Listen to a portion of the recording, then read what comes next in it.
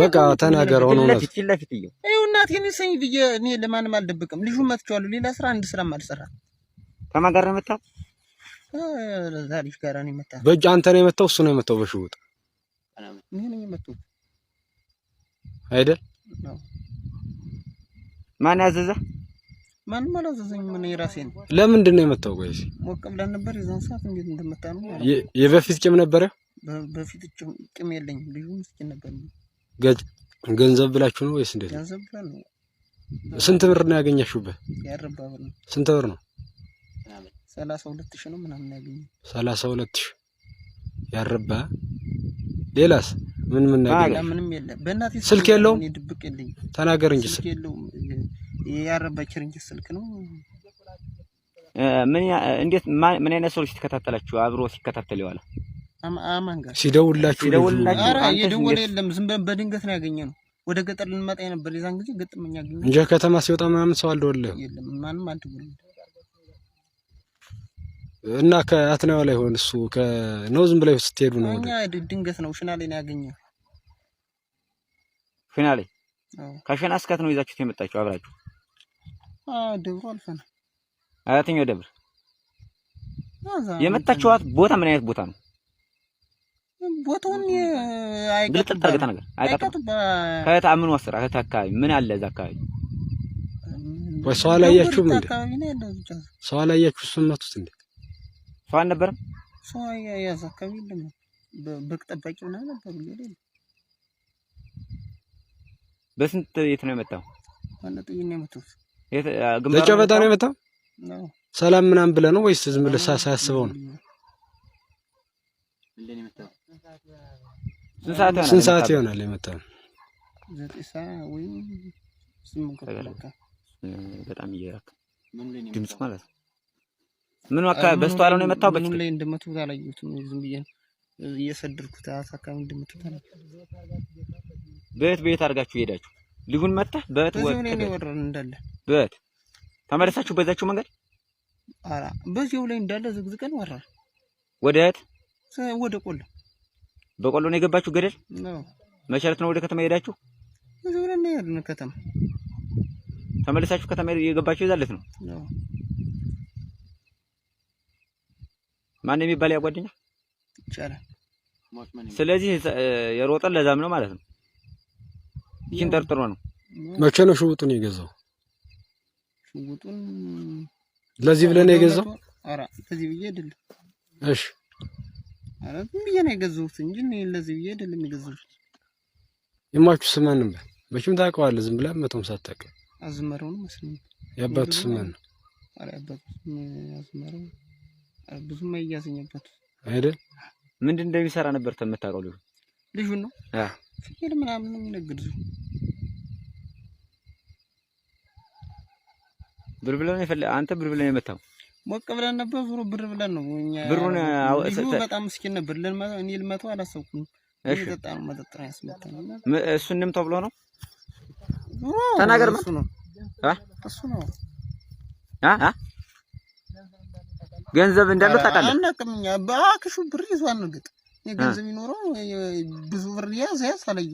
ኋላ ግን እሱ ነው የፈተሸው ራሱ ልጁ ነው። የትኛው? ኧረ ይቻላል የሮጠው ልጅ ማለት ነው። አዛ ስንት ብር አገኛችሁበት? 32,000 ነው። ሞቅ በል 32,000 ስንት ብር? 32,000 ነው የሚመስለኝ። 32,000 ነው ያለ ልጁ ጋር እና ተካፍላችሁት ነው? እንዴት ነው ያደረጋችሁት? አዎ ተከፍሎ ነው።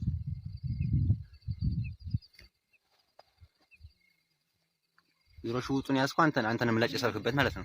አዎ እንግዲህ አሪፍ ነው። እናንተ ምን ይመስላል? እንዲያርገስ ስትመጣው ምን ይመስላል? ያው ዙሮ መሞት ነው ያለብኝ። መሞት ብቻ ነው። ምንም አማራጭ የለም። የወሰኑት ነው። ሰው ገሉ መሞት ብቻ ነው የሚያስፈልገው።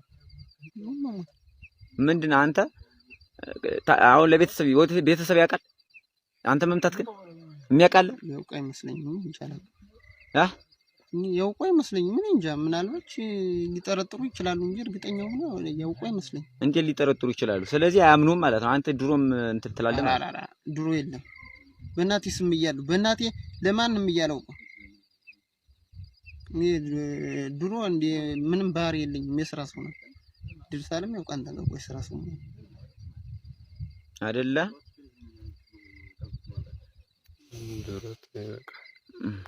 ሰላም እንዴት አላችሁ? እግዚአብሔር የተመሰገነ ይሁን። እስካሁን ባለውበት ፍጹም ደህና ነኝ። እናንተም ሰላም እንድትሆኑ ነው የዘወትር ጸሎቴ። ያመሰግናለሁ። ዛሬ ቀን 26 10ኛ ወር 2018 ዓ.ም ነው። ይህ ቪዲዮ ደረሳችሁ በሙሉ ሼር፣ ፖስት፣ ላይክ በማድረግ ተባበሩኝ። በተለይም ለምስራቅ ጎጃም አካባቢ ለሚንቀሳቀሰው ለቴዎድሮስ እዝ ፋኖ አመራሮችና ለፋኖች እንዲሁም ለመላው የአማራ ህዝብ ብሎም ለጎጃም ምስራቅ ጎጃም በተለይ እንዲደርሰው ሼር፣ ፖስት፣ ላይክ በማድረግ ተባበሩኝ። በደንብ ሼር አድርጉት። እሱ ምንድነው አገዛዙ ሰሞኑን በነ መሐመድ ተሰማ የሚመራ ኦፕሬሽን ለመስራት እጅግ በጣም ዝግጅት አድርጎ በዚህ 2 ቀን ምናልባትም ዛሬም ሆነ ነገ በአጠቃላይ በዚህ ሳምንት ኦፕሬሽን ለማድረግ ሞክሯል። ሐሳብ ይዞ እቅድ ይዞ ለመንቀሳቀስ ዝግጅት ላይ ሆኗል ማለት ነው። በዚህ መሰረት ጮቄ ተራራ ለመያዝ ነው ዋናው እቅዱ። ስለዚህ በህት ነው ተባለ። በአጠቃላይ ከአማኑኤል በደጋሰኝን ወደ ደጋሰኝን አቅጣጫ በመውጣት በደንበጫ ወደ ፈረስ ቤት አቅጣጫ በመውጣት ከደብረ ማርቆስ ወደ ስናን አቅጣጫ በመውጣት ከድጎ ወደ የቦቅላ በመውጣት ከድጎ ወደ ዋብር በመውጣት ከድጎ ወደ ዋብር ነው። ከየቦቅላ ደግሞ እንዲሁ ወደ ጮቄ ተራራ ለመያዝ በኃይለኛው በእነሱ ኮማንዶ በሚሉት የ45 ቀን ሰልጣኝ በመሐመድ ተሰማ የሚመራ በቀጥታ በመሐመድ ተሰማ የሚመራ ኃይለኛ ዝግጅት አድርጎ አቅዶ ጨርሷል። ስለዚህ የሚቀረው መንቀሳቀስ ነው ማለት ነው። ስለዚህ አሁን ምን መደረግ አለበት ማለት ነው? እነዚህ በጠራኋቸው ወረዳዎች ያሉ የፋኖ አመራሮችና ፋኖ እጅግ በጣም ኃይለኛ የሆነ ዝግጅት በማድረግና በደፈጣ ብሎም በሌላ በምታውቁት ሙያው በመምታት ከዛ ውጭ ደግሞ አካባቢውን እነዚህን የወረዳ ማህበረሰብ በሙሉ የአባት አርበኛም ሆነ ማህበረሰቡን በነቂስ ወጦ ይሄን ጠላት ለአንዴና ለመጨረሻ እንዲደመስስ ጥሬን አቀርባለሁ ማለት ነው። ይሄ ክተት ስለሆነ ልክ መሐመድ ተሰማ ፈክሮ እንደመጣ መሐመድ ተሰማ መያዝ አለበት። ደግ ነው። ወደ መሃል ከገባ እጅግ በጣም ደስ ይላል።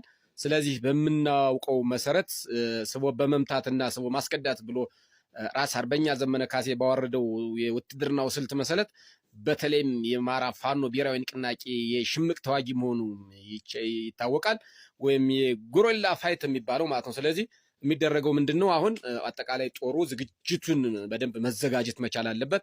ሁሉም በየቦታው ደፈጣዎችን መውጣት፣ ካምቦችን በደንብ መጠበቅ፣ ወታደሩ ስታንድ ባይ ሆኖ መቀመጥ መቻል አለበት። ከዛ ውጭ ደግሞ የኋላ ደጭን የሚባለው ጀግናው የምስራቅ ጎጃም ህዝብ ጀግናው የጎጃም ህዝብ መነሳትና በየአካባቢው ለፋኖቻችን ድጋፍ በመስጠት ሁሉም ወጣህ መሐመድ ተሰማን ማሳፈር መቻል አለበት። መሐመድ ተሰማን ካልተቻለ እሱን የሚመታውን ጦር በመምታት ራቁቱን እንዲመለስ ማድረግ ከኛ ይጠበቃል ማለት ነው። ስለዚህ የፈረስ ቤት ስናን ድጎ አቅጣጫ የቦቅላ አቅጣጫና ማቻክልና ደንበጫ አቅጣጫ በሚወጣው ኃይል ላይ አካባቢ በዛ ያለ ማህበረሰብ እጅግ በጣም ስታንድ ባይ ሆነ መቀመጥ አለብህ። ከአሁኑ ሰዓት ከዛሬ ጀምሮ የኋላ ደጀኑ በደንብ መዘጋጀት መቻል አለበት። ተዋጊውም እንደዚሁ ስታንድ ባይ ሆኖ መቀመጥ መቻል አለበት። መሐመድ ተሰማ ዝግጅት ጨርሷል። ምክንያቱም አብይ አህመድ አንተያይም ብሎታል። አንተያይም እንደመጣ እኔን የምረሽንህ እንዴት ኮሎኔሎች እየሞቱ ያን ያህል ጦር ሲመታ አንተ ታባደ ነው ተብሎ ጫና ስላለበት ምናልባትም ይሞክራል ተብሎ ታስቦ እሱም ዝግጅት አድርጎ ጨርሷል። እንግዲህ መቼ እንደሚሞክር ነው ያው ከዛሬ ከ26 ጀምሮ ዝግጅቱን አጠናቆ ወታደሩ ስታንድ ባይ አድርጎ እየጠበቀ ነው መሐመድ ተሰማ ማለት ነው። ስለዚህ ጀግናው የአማራ ፋኖ ብሔራዊ ንቅናቄ ሌሎችንም ከአጎራባች ያሉ የወረዳና የዞን ፋኖችን በማቀናጀት እዚህ ላይ የጦር አመራሮች ድርሻ እጅግ በጣም አስፈላጊ ነው። ከዛ ውጭ ደግሞ ደጀን የሆነውን ህዝባችንን በደንብ ማሰለፍና አስፈላጊውን የሆነ እርምጃ በመውሰድ ስታንድ ባይ ሆኖ መጠበቅ ያስፈልጋል። እንዳልኳችሁ ይህንን ቪዲዮ ሁላችሁም ሼር፣ ሪፖስት፣ ላይክ በማድረግ ተባበሩኝ። በደንብ ለሚመለከተው አካል እንዲደርስ ነው የምላችሁ። አመሰግናለሁ።